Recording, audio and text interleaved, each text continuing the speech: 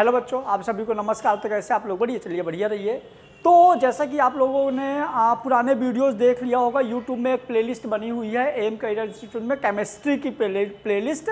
उसमें आपको important 32 questions MP board के दिए हुए हैं, जो बहुत ही अच्छे क्वेश्चंस हैं। उन्हीं में से ज़्यादातर पेपर में क्वेश्चंस पिछले कुछ सालों में आ चुके हैं और आने के चांसेस हैं, क्योंकि केमिस्ट्री की एक खास बात क्या है कि हर चैप्टर में 4 या 5 कॉन्सेप्ट ही हैं, उसी कॉन्सेप्ट के इर्द गिर्द क्वेश्चन घूमते हैं। तो सारे कॉन्सेप्ट मैंने उनको उठाया हूँ, आप लोगों को दिया हूँ, लेकिन उस पीडीएफ में न्यूमेरिकल्स नहीं दिए हुए हैं, ऑब्जेक्टिव क्वेश्चंस नहीं दिए हुए हैं और केमिस्ट्री की कन्वर्जन रिएक्शन नहीं दी हुई हैं। तो उनको हम इस वीडियो के माध्यम से लेंगे।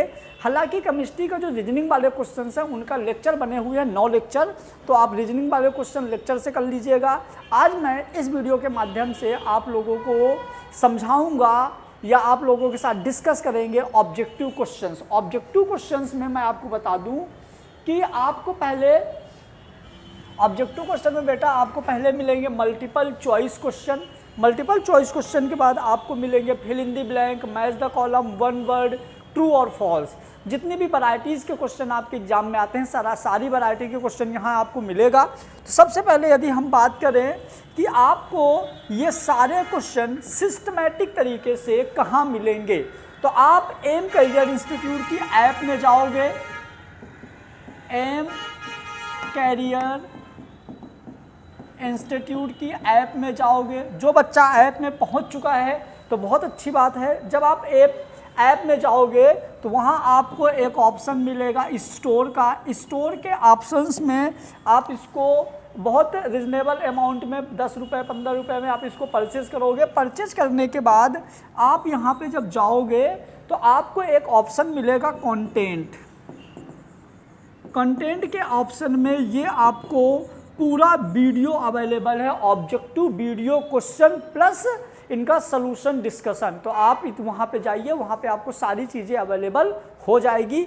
आइए अब अपन स्टेप बाय स्टेप सारे क्वेश्चंस डिस्कस करते हैं। तो मल्टीपल चॉइस क्वेश्चन में हमारा पहला क्वेश्चन है the isocyanide test is given by. Isocyanide test कौन देता है?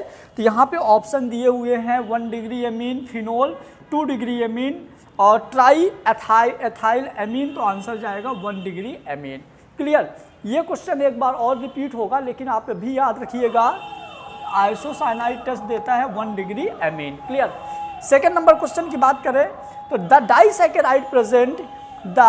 Disaccharide present in milk. कौन सा डाइसैकेराइड मिल्क में प्रेजेंट होता है? तो इसका आंसर जाएगा lactose.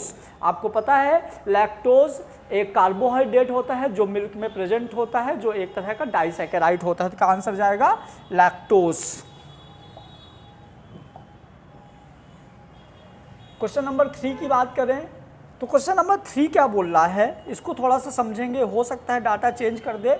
Half life period of the first order reaction के इक्वल टू इतना। फर्स्ट ऑर्डर रिएक्शन का हाफ लाइफ पीरियड क्या होगा यदि रेट कांस्टेंट की वैल्यू ये गिवन है?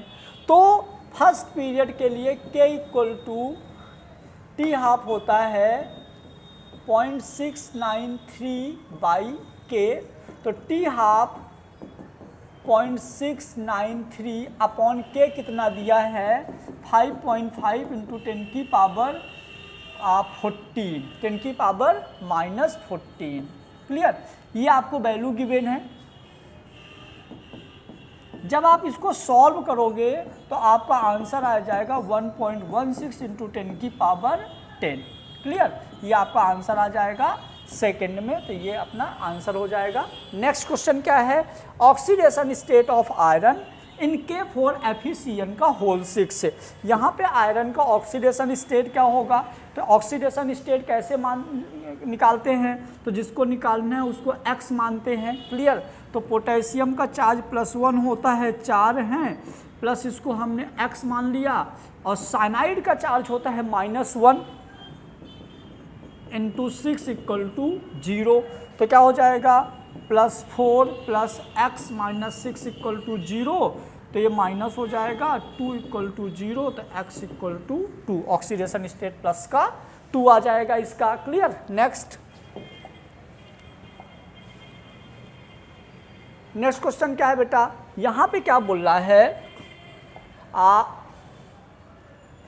a solution contain 1 mole of water, 4 mole of ethanol, the mole fraction of water and ethanol। Clear, यहाँ पे आपको मोल गिवन है, आपसे मोल फ्रैक्शन पूछा है, तो इसको हम कैसे लेंगे, तो मोल फ्रैक्शन ऑफ, पहले है मोल फ्रैक्शन ऑफ वाटर, तो जिसका मोल फ्रैक्शन कैलकुलेट करना होता है एक्चुअल में हम क्या करते हैं, उसका मोल अपॉन टोटल मोल लेते हैं। तो mole fraction of water calculate करना है तो 1 मोल वाटर है, अब 1 + 4 तो आ जाएगा 1/5 मतलब 0.2 मोल, और इसका 4/1 + 4 तो 4/5 = 0.8, तो आंसर जाएगा 0.2 and 0.8 mole. Clear, mole fraction का। Next, unit of rate constant of zero order reaction, तो जीरो ऑर्डर रिएक्शन के यूनिट क्या होगी, तो रेट कांस्टेंट की यूनिट के लिए फार्मूला मैंने बताया था, मोल 1 - m + n litre m + n - 1 और सेकेंड इनवर्स। जब जीरो ऑर्डर रिएक्शन पे यहाँ जीरो लिखोगे तो ये आ जाएगा मोल, यहाँ 0 - 1 तो आ जाएगा लीटर इनवर्स, और यहाँ हो जाएगा सेकेंड इनवर्स। क्लियर, ये हो गया आपका इसका यूनिट, इसका ये आंसर हो गया। आंसर सॉल्व इसलिए करवा रहा हूँ कि यदि किसी बच्चों को प्रॉब्लम हो रही है तो आप यहाँ से सॉल्व कर सकते हो, यदि किसी बच्चों को आता है तो आप डायरेक्ट स्पीड में बढ़ा के देख सकते हैं। नेक्स्ट क्वेश्चन है क्या बेटा, विच of the following transitional metal ion is coloured, कौन सा कलर्ड होता है, तो वेनेडियम V+2 कलर्ड होता है क्योंकि इसके पास अनपेयर्ड इलेक्ट्रॉन होते हैं। Conductor of solution does not depend on, जो कंडक्टर होता है वो रेडिएशंस पे डिपेंड नहीं करता, टेम्परेचर पे करेगा, कंसंट्रेशन पे करेगा, प्रेशर पे करेगा। क्या question, correct nomenclature of Fe4 FeCN6 इसका आपको नॉमेनक्लेचर देना है। मैंने जो 10 का दम पढ़ाया था तो 10 का दम में 9 नंबर पे ये है, तो आप इसको 10 का आंसर जाएगा इसका आयरन 3rd हेक्सासाइनोफेरेट।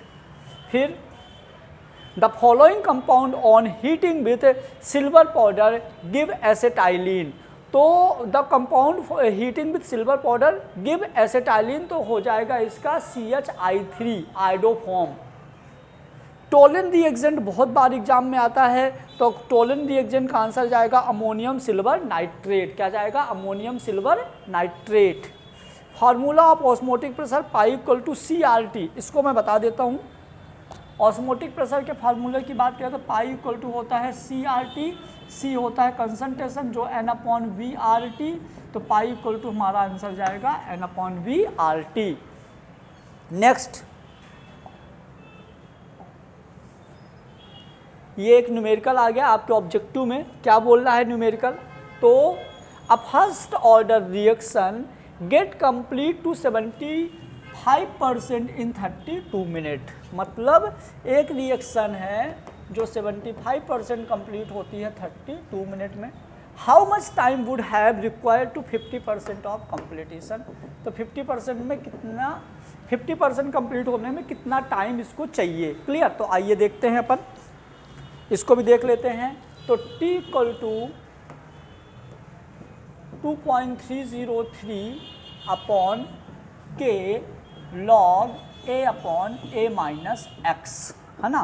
तो T है 32, 2.303 upon K log initial percentage 100 minus 75, क्योंकि x है 75, तो हो जाएगा 100/25 मतलब 25 चौको 100, 4 आ जाएगा, है ना। तो 32 = 2.303 अपॉन K log 4, log 4 के वैल्यू की हम बात करें तो 32 = 2.303 अपॉन K, log 4 की वैल्यू क्या होती है, किसी को याद है क्या, log 2 की होती है 0.3010, 3 की होती है 0.48 और log 4 की होती है 0.60, तो यहाँ आ जाएगा 0.60 इक्वेशन फर्स्ट। क्लियर, अब चलिए हम देखते हैं किसके लिए, अब हम देखते हैं बेटा 50% के लिए, तो यहाँ पे सॉल्व कर देता हूँ। T = 2.303 upon K log 100/100 minus 50 तो बचेगा 100/50 मतलब 2 log 2। तो ये आ जाएगा हमारा log 2 की वैल्यू है हमारी, log 2 की वैल्यू 0.3010। तो ये हो जाएगा t equal to 2.303/k log 2 की वैल्यू 0.30, ये से ये कैंसिल और ये आ जाएगा 2, तो हमारा हो जाएगा 32/t इक्वल टू 2। तो 2t इक्वल टू 32, तो t इक्वल टू हो जाएगा 32/2 मतलब 16, तो आंसर जाएगा 16 मिनट। क्लियर। तो इस तरह से आपका न्यूमेरिकल भी आ सकता है ना, एग्जाम में आपको ऑब्जेक्टिव में न्यूमेरिकल्स भी दे सकता है, तो सबसे बेस्ट यही है। उसके बाद क्या है question, in 3D series which element show highest oxidation state. तो 3D सीरीज में मैग्नीज जो होता है हाईएस्ट ऑक्सीडेशन स्टेट शो करता है +7, याद रखिएगा +7। विच of the following is not an organometallic compound, कौन सा ऑर्गेनोमेटेलिक कंपाउंड नहीं होता। तो ऑर्गेनोमेटेलिक कंपाउंड की कंडीशंस होती है metal directly attach to hydrocarbon, तो यहाँ पे इससे कोई मेटल अटैच नहीं है। Chlorobenzene react with chloral and concentrated H2SO4 to form DDT। जब क्लोरोबेंजीन H2SO4 और क्लोरल से रिएक्शन करता है तो DDT देता है, ये तो आसान है। Which compound is known as oil of the winter green, जाएगा methyl salicylate. Oxidation number of cobalt in CO in, इसका आंसर है टेट्राकार्बोनिल पोटेशियम टेट्राकार्बोनिल कोबाल्ट। तो इसका ऑक्सीडेशन स्टेट -1 जाएगा। आइए इसको भी सॉल्व करते हैं, कैसे सॉल्व होगा। तो सेम कंडीशन, तो इसका अपन निकालते हैं। तो देखो पोटेशियम का होता है पिटा +1, इसको हमने मान लिया कोबाल्ट को X। कार्बोनिल जो CO होता है ये न्यूट्रल होता है, तो +0 × 4 = 0, तो +1 + X = 0, तो X = -1, तो आंसर क्या जाएगा इसका -1। यूनिट ऑफ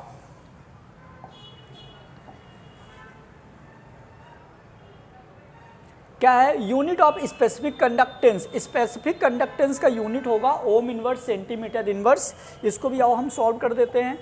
स्पेसिफिक इंडक्ट है ना, स्पेसिफिक कंडक्टेंस की बात करो तो कप्पा, स्पेसिफिक कंडक्टेंस होता है कप्पा। क्या होता है, ये होता है कप्पा, जो कि होता है 1/2 मतलब RA/L। L होता है सेंटीमीटर, R को हम बोलते हैं ओम, A होता है सेंटीमीटर स्क्वायर, एक से एक कैंसिल, तो कप्पा = 1/ओम × 1/सेंटीमीटर। तो यहाँ पे ऑप्शन दिया हुआ है ओम इनवर्स और सेंटीमीटर इनवर्स, आंसर जाएगा ohm inverse centimetre inverse. Next है turn blue litmus to red, किससे, ये बेंजीनॉल C6H5OH से जो हमारा टर्न ब्लू लिटमस होता है रेड में कन्वर्ट हो जाता है। Phosgene is COCl2, give isocyanide test 1 degree amine हो गया है। Which is not glyceride, which is not a glyceride soap, answer जाएगा। ये इंपॉर्टेंट क्वेश्चन है, जो H2 + Cl2 = 2HCl। यदि आप इसको ऑर्डर ऑफ रिएक्शन लिखोगे तो ऐसा होगा R = K H2⁻1 और Cl2⁻1 M = 1 N = 1। तो इसके यदि आप ऑर्डर की बात करोगे तो 1 + 1 मतलब 2 हो जाएगा, जबकि ऐसा नहीं है। क्यों, क्योंकि ये रिएक्शन नॉट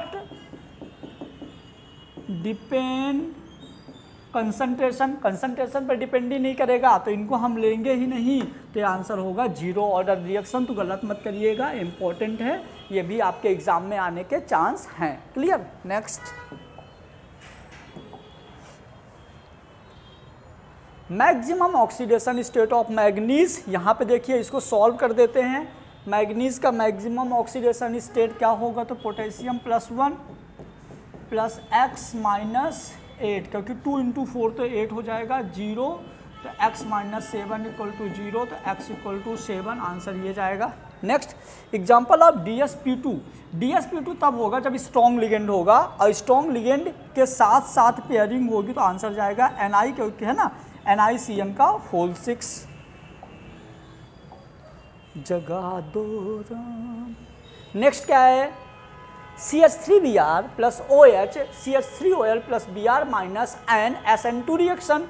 क्यों SN2 रिएक्शन? क्योंकि यहाँ पे 3 हाइड्रोजन अटैच हैं।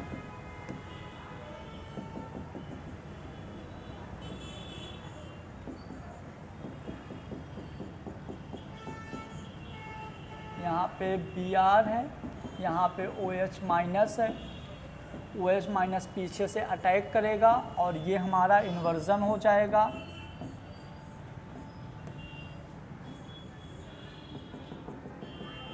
HHHOH।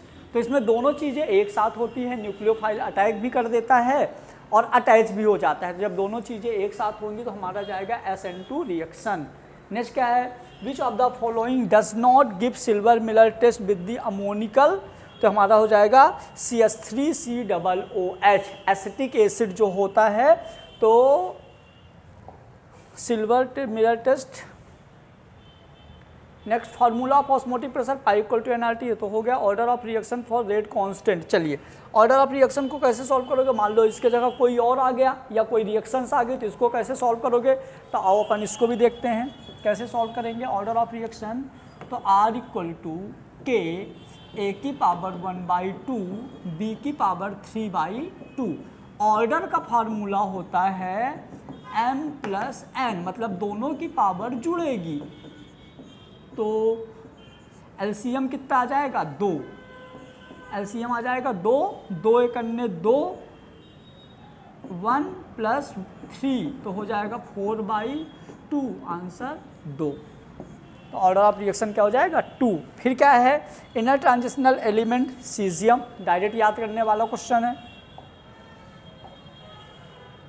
Next the oxidation state of Fe in K4 FeCN को होल 6+4, क्योंकि माइनस का 6 प्लस का 2 तो बचेगा कितना, माइनस का 4, उधर जाएगा तो प्लस का 4।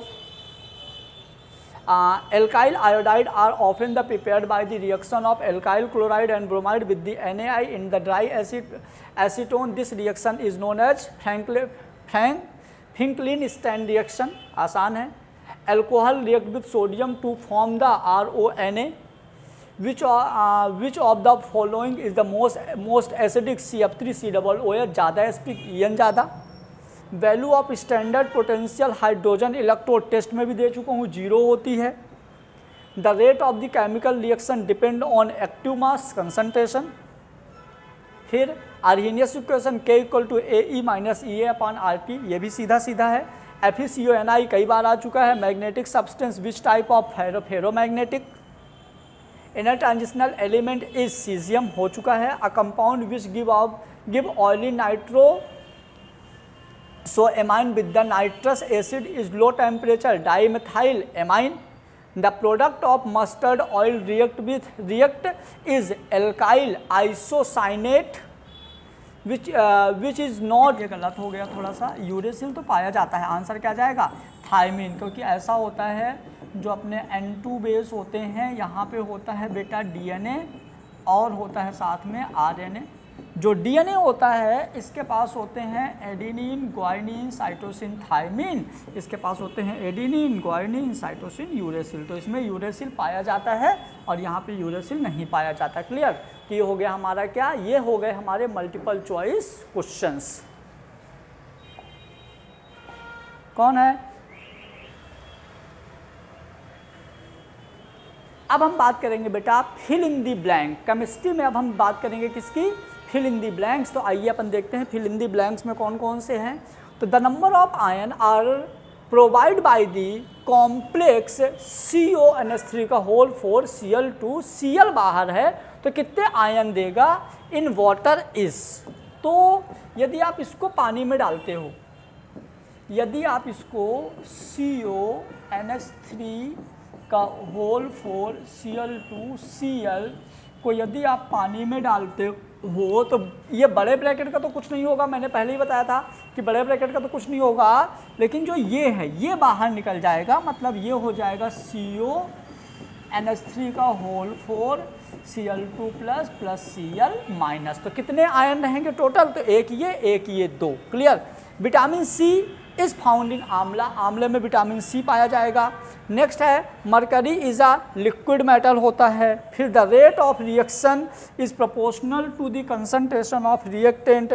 फिर on Clemmensen reduction ketone give alkane, है ना, क्लीमेंसन रिएक्शन में क्या देता है, एल्केन। नेक्स्ट क्या भैया, next the total number of molecule participate in the reaction is called, total number of molecule जो रिएक्शन में पार्टिसिपेट करते हैं उनको बोलते हैं मॉलिक्यूलरिटी, आंसर जाएगा। Zinc show only +2 oxidation state on heating aniline with chloroform and caustic potash, तो क्या जाएगा, एल्काइल आइसोसाइनाइड, है ना, ऑब्टेन होगा। KMnO4 is strong oxidising agent होता है। General electronic configuration of inert transitional element का क्या होता है, N-2 F1214 N-1 D12 2NS2, clear. Next हो जाएगा haemoglobin is a complex compound होता है, याद रखिएगा। फिर number of molecule which participate in a reaction is called the molecularity, ये तो हो गया। Dimethyl zinc is the organometallic compound, क्योंकि जो जिंक है 2 CH3 से अटैच है, कुछ ऐसा। यहाँ जिंक है, यहाँ एक CH3 है, एक CH3 यहाँ है। General electronic configuration of inner transitional element, ये हो जाएगा। फिर diethyl ether is use the anaesthetic, याद रखिएगा, जो डाइएथाइल ईथर वो एनेस्थेटिक्स के यूज आता है। फिर on heating alkyl isocyanide and 250 degree centigrade तो क्या देगा, एल्काइल साइनाइड इज फॉर्म होगा। हीमोग्लोबिन कॉम्प्लेक्स कंपाउंड हो चुका है। 1 फैरेड इज इक्वल टू 96500, जो 1 फैरेड की वैल्यू होती है वो 96500 के इक्वल होता है। स्पीड में इसलिए चल रहे हैं कि आप लोगों के पास समय नहीं है, मेरे पास भी समय नहीं है, और भी चीज़ें करनी है। ट्रांजिशनल मेटल है बट टोटल 4 सीरीज होती हैं। फिर CONS3 NO2 Cl2 and CONS3 ONO Cl2 exhibit linkage isomer होता है। क्या होता है ये लिंकेज आइसोमर, क्योंकि मैंने बोला था जहाँ पे NO2 ONO CN इस तरह के लिगेंड, यदि इस तरह के लिगेंड बड़े ब्रैकेट के अंदर होते हैं तो उसको बोलते हैं लिंकेज आइसोमर। फिर carbon tetrachloride is use as fire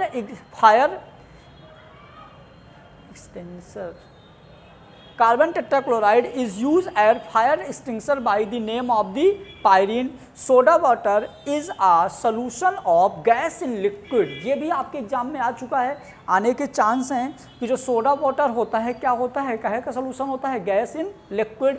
next है KMnO4 is the strong oxidising agent होता है, ये भी हो चुका। यूनिट ऑफ मोलरिटी मोल पर kg, यूनिट ऑफ मोलरिटी क्या होगा, मोल पर kg, लेकिन यदि यहीं पे पूछता यूनिट ऑफ मोलरिटी तो आंसर जाता क्या, mole per litre, clear. Next क्या है, reciprocal of the resistance is known as conductance, resistance का जो रेसिप्रोकल होता है वो कंडक्टेंस होता है 1/r या r = 1/g। नेक्स्ट है F block element are known as inner transitional element. फिर electron pair donor to centre metal ion is called ligand, है ना, जो इलेक्ट्रॉन पेयर डोनर होते हैं वो लिगेंड होते हैं, जो एक्सेप्टर होते हैं वो सेंटर मेटल होते हैं। नेक्स्ट है ethyl amine is more basic than ammonia, ethyl amine जो होता है अमोनिया से ज़्यादा बेसिक होता है। Next, on heating alcohol with concentrated H2SO4 at 160 to 170 degree centigrade alkene is form, rate of reaction is proportional to the concentration of reactant. Phenol on being the heating with zinc powder form benzene, ठीक है। Ketone or alkene on Clemmensen reduction, primary amine give carbyl amine test. Uracil base is not found in DNA, uracil DNA में नहीं होता, DNA में क्या होता है thiamine, और यूरेसिल कहाँ होता है RNA में। मॉलिक्यूलरिटी ऑफ वाटर ये भी कई बार आ चुका है 55.5 molar MOLAR, clear. Potential of the standard hydrogen electrode is assume to be 0.0 volt, ये भी आपके इंपॉर्टेंट है, ये भी आ सकता है। Chemical name of the EDTA ethylene diamine, मैं यहाँ पे भी लिख देता हूँ, इसको आप ऐसे भी लिख सकते हो EDTA सबसे पहले ये तो हेक्साडोंटेट होता है, इसका फुल फॉर्म होता है एथाइलिन डाइएमीन टेट्रा एसीटेटो, है ना, टेट्रा एसीटेटो, आप ये वाला नाम लिख देना, ज़्यादा सही है। The correct IUPAC name of the K4FeCN का होल 6, तो पोटेशियम हेक्सासाइनोफेरेट सेकेंड, क्लियर, सही जवाब एकदम। फिर द कलर ऑफ Na+2 इस ग्रीन कलर होता है, ये भी एग्जाम में आ चुका है आपके। तो बहुत ही इंपॉर्टेंट क्वेश्चंस है, इनको आप 2 बार 3 बार जरूर वीडियो सुनो, जिससे आपको कोई प्रॉब्लम ना हो, आपसे एक बार में बहुत अच्छे से हो जाए। नेक्स्ट क्वेश्चन क्या है, the total number of ion provide by the complex CONH3 को होल 4 Cl पहले बता चुका हूँ, वाटर आएगा। Anisole react with the concentrated H2SO4 and HNO3 is yield to the mixture of ortho nitro anisole and para nitro anisole. Primary amine is heating with the chloroform and caustic soda to form the alkyl isocyanide. Carbylamine reaction is use form the identification of the primary amine, ठीक है। Chemical formula, chemical name of vitamin B2, chemical name of vitamin B2 का, chemical name of vitamin B2, vitamin B2 का जो chemical name होता है, ये थोड़ा mistake हो गया है, इसका आंसर जाएगा राइबोफ्लेविन, क्लियर, ये विटामिन B2 का केमिकल नेम होगा, तो आप इसको यहाँ से याद कर सकते हैं, क्लियर। चलिए नेक्स्ट, तो टिके रहना है और आंसर आपको सही करना है, ठीक है। नेक्स्ट क्वेश्चन की बात करूँ, कॉइन मेटल, सब ने बहुत पहले से पढ़ा है, copper, silver, gold, these are the coin metal. उसके बाद हेयर फॉल किसकी वजह से होता है, बायोटिन, ये तो आप डेली लाइफ में देखते हो कि आपका हेयर फॉल हो रहा है तो कौन सा विटामिन होगा, कौन सा प्रोटीन होगा, एक्सेट्रा, ठीक है। तो आपको कौन सा याद रखना है, बायोटिन। हाँ, ये थोड़ा सा याद करने लायक है, CCl3NO2। अगर आपको कोई सा भी पूरा फॉर्मूला नहीं याद होता तो आप उसकी ऑब्जर्वेशन रखेंगे कि हाँ कि एक्चुअली में ये कैसा था, ठीक है। तो अगर मैंने बोला CCl3NO2 तो आपको क्या याद आना चाहिए, ये क्या है, क्लोरोपिक्रीन। Cl से याद रख लीजिए क्लोरो, बाकी क्या हो जाएगा, ये क्लोरोपिक्रीन। डायएजोसॉल्ट, डायएजोसॉल्ट आपको ऑर्गेनिक में बहुत बार देखने को मिलता है, तो मैं डायएजोसॉल्ट आपको सिखा देती हूँ फाइनली क्या होता है। जब भी आपको कुछ ऐसा दिखे, ये बेंजीन, ये बेंजीन थोड़ा टेढ़ा है, ये बेंजीन के ऊपर N2, ये डायएजो ग्रुप है, इसके साथ कुछ भी अटैच हो जाएगा तो वो आगे कंप्लीट स्ट्रक्चर बन जाएगा। अगर मैं सिर्फ इतने की बात करूँ तो ये हमारा क्या हो जाएगा, डायएजो ग्रुप। फिर हमने यहाँ पर Cl अटैच कर दिया तो क्या हो जाएगा हमारा, डायएजो सॉल्ट। तो ये आप कभी नहीं भूलेंगे कि डायएजो ग्रुप क्या होता है जब भी, क्योंकि जब आप ऑर्गेनिक पढ़ते तो वहाँ पर नाम आता है डायजोनियम सॉल्ट, डायजोनियम क्लोराइड, है ना, तो वहाँ पर यूज आ जाएगा। तो आपको डायजो सॉल्ट से क्या रखना है, C6H5N2Cl। अगर ये नहीं आए तो आप ऐसा भी इसको बना सकते हैं, कुछ ऐसा भी आपको दे सकते हैं, और ऐसे देख के कन्फ्यूज नहीं होना है कि ये तो ये था, हमने तो ये कैसे आ गया, दोनों सेम है, ठीक है। नेक्स्ट, अभी हम कितने बार पढ़ चुके हैं इसको, EDTA को सब जानते हैं आप, क्या होता है ये, हेक्साडॉन्टेड लिगेंड, ठीक है। मस्टर्ड ऑयल रिएक्शन याद रखना है आपको कि एल्किल आइसोथायोसाइनेट होता है जो एल्किल मस्टर्ड ऑयल रिएक्शन में यूज होता है। अभी हमने पढ़ा था, मैंने बोला था सुक्रोज का डाइसैकेराइड का फॉर्मूला याद रखना है, C12H22O11 क्या होता है आपका, सुक्रोज, आप देख सकते हैं, ये रहा आपका सुक्रोज, ये रहा डाइसैकेराइड होता है, ठीक है। एनिमल स्टार्च की अगर हम बात करें तो स्टार्च मतलब क्या होता है, जो भी आपका ग्लूकोज का स्टोर्ड फॉर्म है, जो भी आपका ग्लूकोज का स्टोर्ड फॉर्म है वो एज अ स्टार्च होता है प्लांट में। तो अगर मैं ह्यूमन्स में बात करूँ ग्लूकोज की, कि जो ग्लूकोज होता है किस फॉर्म में स्टोर होता है, तो वो हमारा क्या होता है, ग्लाइकोजन। तो इसका आंसर आपका क्या जाएगा, ग्लाइकोजन। अगर यहाँ पर पूछते हैं कि ग्लूकोज किस फॉर्म में स्टोर होता है प्लांट में, तो उसको हम क्या बोलते हैं, स्टार्च, इसलिए यहाँ पर लिखा है एनिमल स्टार्च, मतलब ह्यूमन में ग्लूकोज किस फॉर्म में स्टोर होता है, जाएगा आंसर क्या, ग्लाइकोजन, ठीक है। Next, vitamin C. Vitamin C आपको याद रखना, जब भी कोई भी एसिड आता है हमेशा विटामिन सी होता है, कोई सा भी सिट्रिक एसिड विटामिन सी होता है, ठीक है। क्लोरोफॉर्म, नेक्स्ट है आपका क्लोरोफॉर्म। क्लोरोफॉर्म सबने देखा है, क्लोरोफॉर्म से बेहोश कर देते हैं, इट्स कॉल्ड एनेस्थेटिक्स, ठीक है। Next, Etard reaction. Etard reaction important है, इसमें आपको क्या याद रखना है कि क्या प्रोडक्ट बनता है इसका, तो इटार्ड रिएक्शन में क्या बनता है आपका, बेंजल्डिहाइड, थोड़ा सा स्पेलिंग मिसप्रिंट है, आपका बनता है बेंजल्डिहाइड, इटार्ड में बेंजल्डिहाइड, ठीक है। नेक्स्ट है कोरोजन। कोरोजन आपको पता है क्या होती है, रस्टिंग ऑफ आयरन हम पढ़ते हैं, तो क्या है, एक इलेक्ट्रोकेमिकल फिनोमिना होता है। क्या होता है? एक इलेक्ट्रोकेमिकल फिनोमिना। इलेक्ट्रो मतलब इलेक्ट्रॉन आएंगे, केमिकल मतलब कुछ ना कुछ केमिकल जैसा बिहेव करेगा, फिनोमिना मतलब जो भी प्रोसेस हो रही है। तो जब हमारे इलेक्ट्रॉन रिमूव होते हैं कोई भी मेटल से तो वो रस्टिंग ऑफ आयरन करवाता है या कोरोजन करवाता है, तो उसको हम क्या बोलेंगे? Electrochemical phenomena. Corrosion is electrochemical phenomena. Next देखिए फिर से आ गया, अभी हमने पढ़ा था हिंसबर्ग रिएजेंट, मैंने बोला था इंपॉर्टेंट है, तो आप देख सकते हैं फिर से आ गया है मैचअप में, मतलब ये आपका कहीं ना कहीं आने के बहुत ज़्यादा चांसेस हैं। तो हिंसबर्ग रिएजेंट क्या होता है? हमने सीखा C6H5SO2Cl, C6H5SO2Cl benzene sulphonyl chloride. ठीक है। Next Mycoderma एसिटी। याद रखना कि जो माइकोडर्मा एसिटी होता है वो क्या करवाता है? कन्वर्जन करवाता है एसिटिक एसिड का। जो कुछ ऐसा आपके शब्द जो आपने कभी सुने नहीं है तो आप वो लर्न कर लीजिए। ठीक है, अगर आपको समझ नहीं आते तो आप लर्न कर सकते हैं उसको। Next is inverted sugar. Normal sugar तो ग्लूकोज, इन्वर्टेड क्या हो जाती है आपकी? हमेशा सुक्रोज।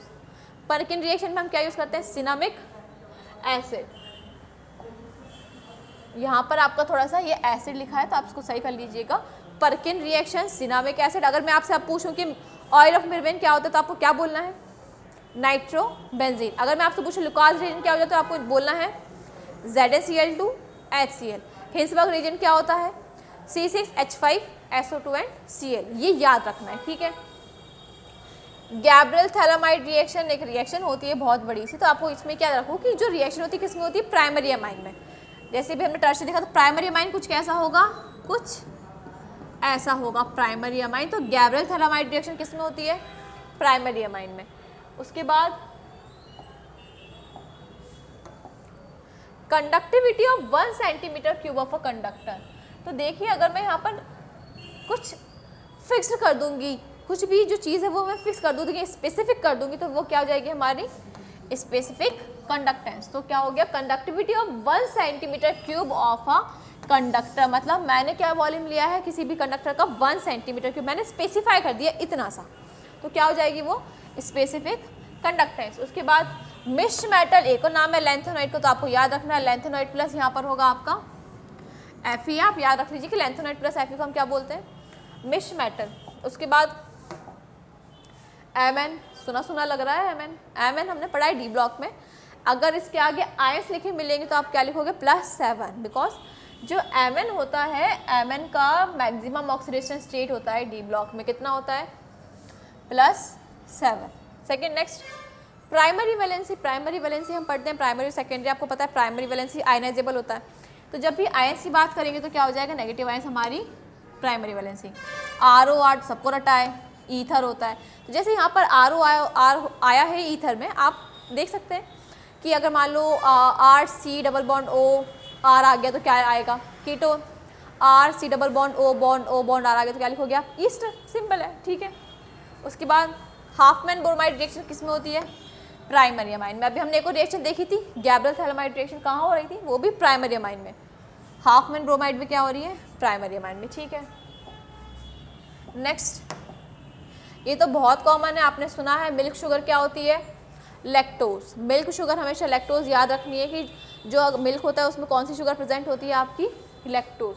सुक्रोज फॉर्मूला आपने लर्न कर चुके हैं पहले ही, C12H22O11। एल्डोहेक्सोज मतलब क्या है? एल्डोहेक्सोज मतलब कि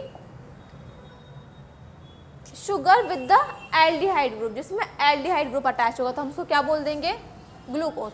हो सकता है कोई दूसरा एग्जाम्पल हो वो भी आ जाए ग्लूकोज, सॉरी एल्डोहेक्सोज का। हो सकता है कीटोहेक्सोज आ जाए। कीटोहेक्सोज मतलब जिसमें कीटोनिक ग्रुप होगा। एल्डोहेक्सोज मतलब कि जिसमें एल्डिहाइड ग्रुप होगा। ठीक है। न्यूट्रल लिगेंड आपको याद कर लेने हैं। CO तो होता ही है, और कौन कौन सा होता है? वाटर होता है, NH3 होता है। ऐसे कुछ लिगेंड जो कम है, स्पेसिफिक है, वो याद कर लीजिए आप। जैसे अगर हम यहाँ पर हो सकता है एम्बीडोंटेड लिगेंड आ जाए, स्ट्रॉन्ग लिगेंड आ जाए, तो आपको जैसी चीज़ें वो याद रखनी है। ठीक है। नेक्स्ट बढ़ते हैं। तो नेक्स्ट क्या है हमारा? Spirit of wine. याद रख लो आप, इथेनॉल होती है। जब भी हम वाइन की बात करते हैं तो याद रखना है आपको कि वाइन जब भी पढ़ेंगे हमारा क्या आता है? इथेनॉल आता है। ठीक है। वो स्पिरिट ऑफ वाइन है तो हमको इथेनॉल याद रखना है। C2H5OH। यहाँ पर ये भी आप लिख सकते हो या आपको ऑप्शन में मिल सकता है इथेनॉल। स्क्वायर प्लानर का स्ट्रक्चर कुछ ऐसा होता है, ये आपका स्क्वायर प्लानर होता है। आप चाहें तो सॉल्व कर लीजिए HCF4 को, तो आपको स्क्वायर प्लानर मिलेगा। तो जो ऐसे स्ट्रक्चर वाले क्वेश्चन है आप सॉल्व करके देखना, तो आपको सही से अच्छे से आ जाएंगे, ठीक है। प्राइमरी अमाइन तो अभी हमने समझ ही लिया, RNS2 होता है, ठीक है। नेक्स्ट है ग्लूकोज। ग्लूकोज का फॉर्मूला हम पढ़ चुके हैं, C6H12O6, ठीक है। चलिए, तो यहाँ पर आपका जो मल्टीपल मैचअप कॉलम मैचअप है वो भी कंप्लीट होते हैं। नाउ हम चलते हैं कहाँ, ट्रू फॉल्स की ओर। तो आप जब क्वेश्चन देख रहे हैं ये, तो आपने देखा वन वर्ड देखे, ठीक है, आपने प्रीवियस उसके एक्सरसाइज देखे होंगे, ऑब्जेक्टिव्स देखे होंगे, ठीक है, आपने अभी मैचअप देखे, तो आपको एक ओवरव्यू मिल रहा होगा कि हाँ कि कौन कौन से क्वेश्चन मोस्टली आने वाले हैं, या कौन कौन से क्वेश्चन आ रहे हैं आपके, है ना, या आ सकते हैं। आपको एक प्रोबेबिलिटी जैसा मिल गया होगा कि आपको आइडिया आ गया होगा कि हाँ हमको क्या पढ़ना चाहिए, क्या नहीं पढ़ना चाहिए, क्या क्या इंपॉर्टेंट है, ठीक है। चलिए, तो ट्रू फॉल्स की ओर बढ़ते हैं हम। फर्स्ट पूछा है ethylamine is soluble in water where is aniline is not. True है, क्योंकि जो इथाइलामाइन होता है उसके पास हाइड्रोजन बॉन्ड होगा तो सॉल्युबल हो जाएगा, एनिलीन के पास नहीं होगा तो वो इनसॉल्युबल हो जाएगा। ग्लूकोज इज अ प्रोटीन, आपको पता है प्रोटीन नहीं होता, क्या होता है ये, कार्बोहाइड्रेट होता है, या आप बोल सकते हो मोनोसैकेराइड होता है, तो ये तो फॉल्स ही है। On increasing dilution of solution value of specific conductance increases, false है, ठीक है। जब डाइल्यूशन करेंगे तो स्पेसिफिक कंडक्टेंस की वैल्यू डिक्रीज होती है, ठीक है, क्योंकि वॉल्यूम बढ़ रहा है। उसके बाद acetic acid is a weak electrolyte. Yes, acetic acid is a weak electrolyte. अगर आपको ये याद नहीं है तो आपको याद कर लीजिए कि एसिटिक एसिड क्या होता है आपका, एक एसिटिक एसिड क्या होता है आपका, कहाँ गया,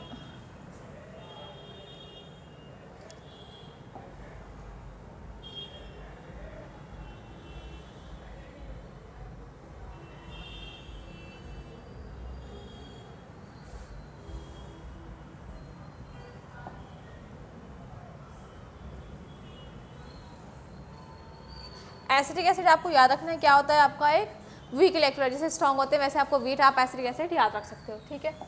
तो नेक्स्ट हम देखते हैं, नेक्स्ट है value of van't Hoff factor which determine the normal condition of an electrolyte is equals to 1। Yes, जो वेंटॉफ फैक्टर की वैल्यू होती है वो क्या होती है, इक्वल्स टू 1 होती है एट नॉर्मल कंडीशंस पे, ठीक है। सेकंड है F block elements are called the transition element. ये आपका फॉल्स है, क्योंकि आपको पता है ट्रांजिशन एलिमेंट आप किसको बोलते हो, डी ब्लॉक के एलिमेंट को। एफ ब्लॉक के एलिमेंट को आप क्या बोलते हो, इनर ट्रांजिशन एलिमेंट, ठीक है। Uracil is found in the RNA, ये तो आपने अभी पढ़ा है कि हाँ फाउंड होता है, पर ये तो गलत है, तो क्या हो गई हमारा फॉल्स हो गया, ठीक है। हाँ, मैं उधर ही घूमी थी, अभी घूमी, बस बोर्ड पे तो देख लूँ। तो हम थे कहाँ पर, हमने पढ़ा था uracil is not found in the RNA, false हो गया, ठीक है। उसके बाद nitrobenzene is called the oil of mirbane. अभी अभी आप पढ़ के आए हो कि जो नाइट्रोबेंजीन है वो ऑयल ऑफ मिरबेन कहते हैं, हमने अभी याद कर लिया है। तो ऑयल ऑफ मिरबेन क्या होता है, नाइट्रोबेंजीन, याद कर ही लेना है, तो क्या हो जाएगा आपका ट्रू हो जाएगा, ठीक है। नेक्स्ट क्वेश्चन है, जो एरोमेटिक एल्डिहाइड होते हैं आपके, जब वो प्राइमरी अमाइन के साथ रिएक्ट करते हैं तो क्या बनाते हैं, अमाइड बनाते हैं, ठीक है। Solution of similar osmotic pressure are known as the hypertonic. नहीं, क्या होते हैं सिमिलर को हम क्या बोलते हैं, इसको हम बोलते हैं आइसोटोनिक। आइसोटोनिक मतलब सेम, हाइपरटोनिक मतलब कि जिसका कंसंट्रेशन ज़्यादा हो, तो ये आपका क्या हो गया false. Cell constant is L/A, ये तो आपको रटा हुआ है कि जो L/A होता है वो क्या होता है हमारा सेल कांस्टेंट, या फिर आप बोलते हो ratio of the length and the area. Next, plutonium 239 is used in the making atomic bomb and used as the fuel in the atomic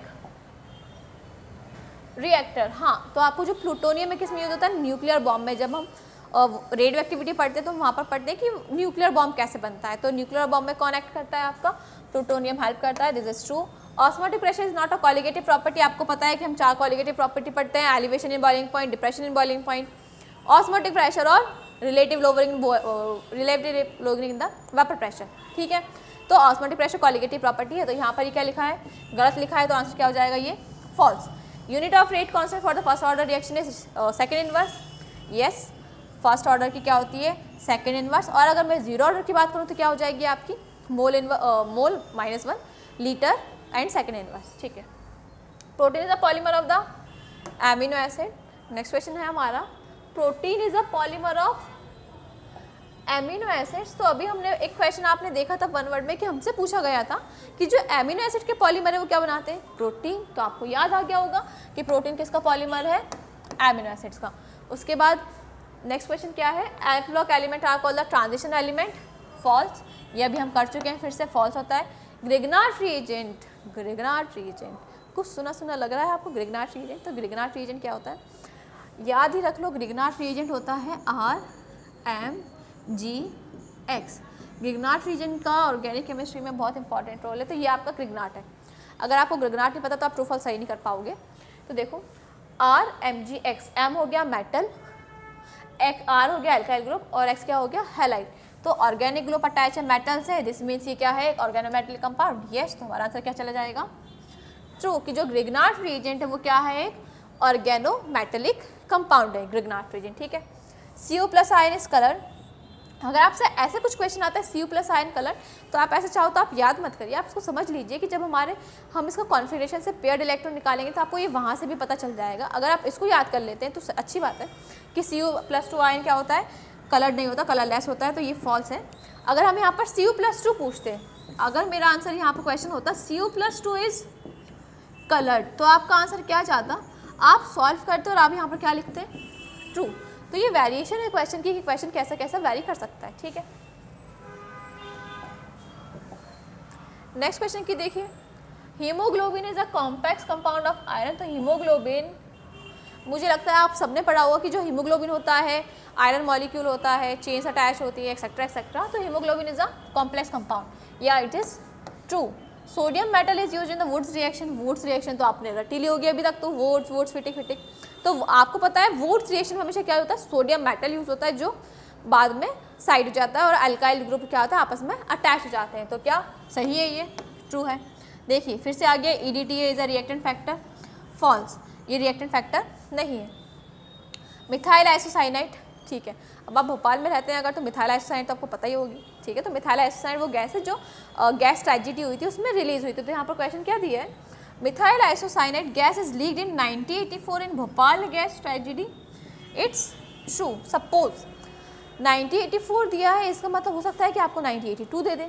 तो आप तो सिर्फ मिथाइल आइसोसाइनाइड देके सही कर दोगे, नहीं। तो आपको 1984 भी याद रखना है कि कब रिलीज हुई थी, 1984। कहाँ रिलीज हुई थी, भोपाल में रिलीज हुई थी। कौन सी गैस रिलीज हुई थी, मिथाइल आइसोसाइनेट। ठीक है।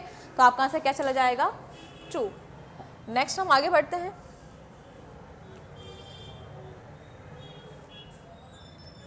Salt bridge maintains electrical neutrality between the two solutions. तो जब आपने इलेक्ट्रोकेमिस्ट्री में जाते थोड़ा सा हमने पढ़ते हैं, हम कुछ ऐसे सॉल्यूशन पढ़ते हैं, दो सॉल्यूशन लिए, यहाँ पर कुछ ऐसा यू शेप का अटैच किया, तो जो यू शेप है ये तो सॉल्ट ब्रिज है और इसका आपको पता है फंक्शन ही क्या है, न्यूट्रलिटी को मेंटेन करना। तो यहाँ पर इलेक्ट्रिसिटी मेंटेन करता है between the two electrons. Yes, true. यहाँ पर क्या आएगा आपका आंसर, ट्रू आएगा। ठीक है। Ethylamine is soluble in water, ये अभी हम कर चुके हैं कि जो इथाइलामाइन होता है उसके पास हाइड्रोजन बॉन्ड होता है जिस वजह से वो वाटर में सॉल्युबल होता है, एनिलीन नॉट सॉल्युबल होता है। तो यहाँ पर आपके सारे ऑब्जेक्टिव एक्सरसाइज ख़त्म होती है। तो मुझे उम्मीद है कि अब आप जितनी भी आपने एक्सरसाइज पढ़ी है अभी तक वो सारी आप प्रिपेयर कर लेंगे, जिससे जो आपके आगे के क्वेश्चन है जो वो आप बाद में प्रिपेयर कर पाओगे ना। तो आपको ऑब्जेक्टिव सारे यहीं से कर लेने हैं। आपके MCQs हो गए, आपके 1 वर्ड हो गए, ट्रू फॉल्स हो गए, मैचअप हो गए, आपको सारा यहीं पर पढ़ लेना और साथ साथ जो जो आता है आपको उसको रिविजन करते जाना है। तो वीडियो के देखने के लिए थैंक यू सो मच।